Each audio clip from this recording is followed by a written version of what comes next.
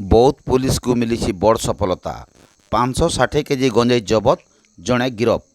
जुहार कुशल TV को आपको स्वागत। गंजेई चालाण करवा समय थी बौद्ध थाना पुलिस चढ़ऊ करी 560 केजी गंजेई संगे जड़े के गिरफ करवार लगी सफल होइछि। बौद्ध पुलिस सूत्रु जहाँ सूचना मिलता जे जंगल मझी गंजेई पैकिंग करुथिले। ई सूचना पाइथिला बौद्ध थाना अधिकारी रंजित कुमार मुनि।